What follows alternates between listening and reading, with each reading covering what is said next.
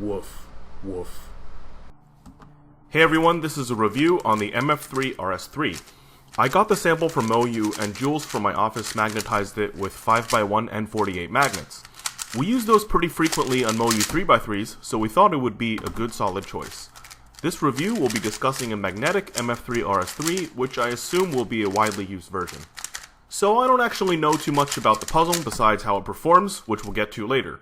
The price hasn't been communicated with me yet either, but my best guess is it'll be around the MF3RS2 or slightly higher. The MF3RS2 had about a $3 increase from its predecessor, the MF3RS. I'm also not certain when exactly this cube will release. I think it'll be soon though, since the packaging seems to be finalized.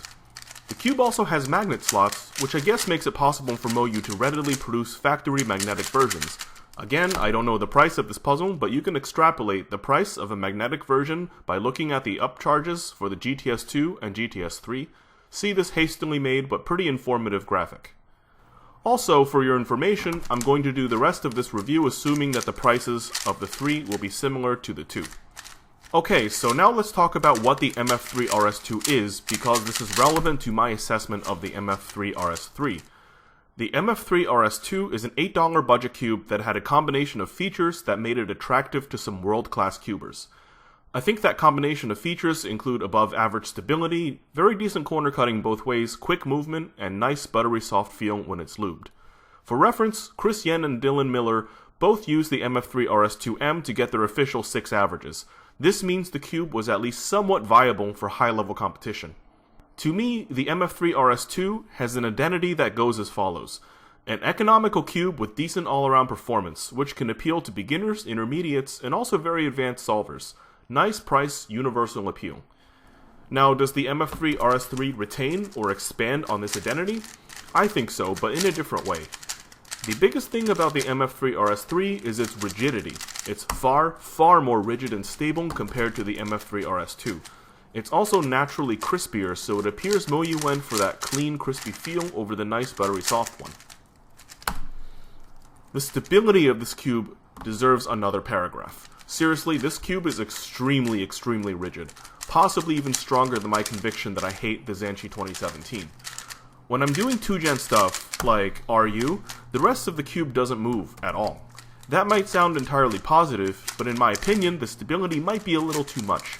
Sure, 2-gen is nice and firm, but stuff like 3-gen, like many typical PLLs like J-perms and Y-perms, can feel jarring if you're not turning accurately. It feels like this cube can benefit from a little more flex, just a little bit. Aside from the rigid nature of the cube, which may in part be caused by the sharp protrusions on the centers interacting with the corners, it does perform well and has mostly all the fundamentals I expect from a good speed cube. Corner cutting is fine, movement has no glaring weaknesses, and doing averages doesn't make me sad. Now on to the comparison between the 3 and the 2.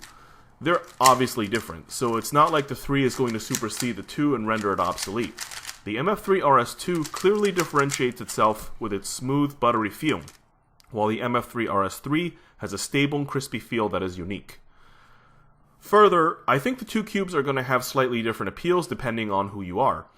The MF3RS3 will appeal slightly less to advanced solvers and more to beginners and intermediates, because if you average 7 seconds, you probably have good mechanics and know what you're doing and want something more flexible so you can turn fast with good continuity. So, final verdict to beginners and intermediates, it's good, and I recommend it because it demands good turning accuracy. I think it'll help train good habits.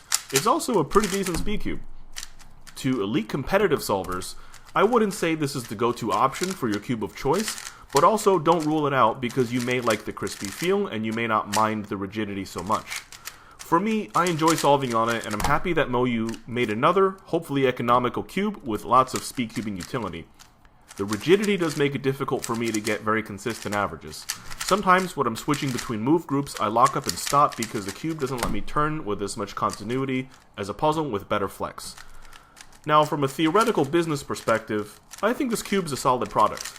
The wide appeal thing is core to the identity of the MF3RS2, and the designers of the MF3RS3 certainly did a good job retaining that identity while keeping all the fundamentals intact, and also introducing a new feel.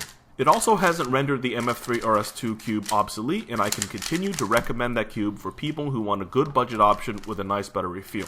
Good job on that, MoU.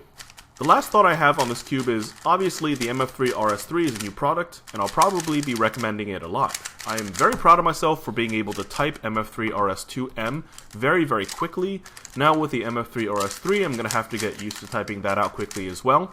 At least the 3 on the left side of the keyboard is convenient, and it's close to the other keys in the cube's name, so my left hand can take care of the typing after I hit the M.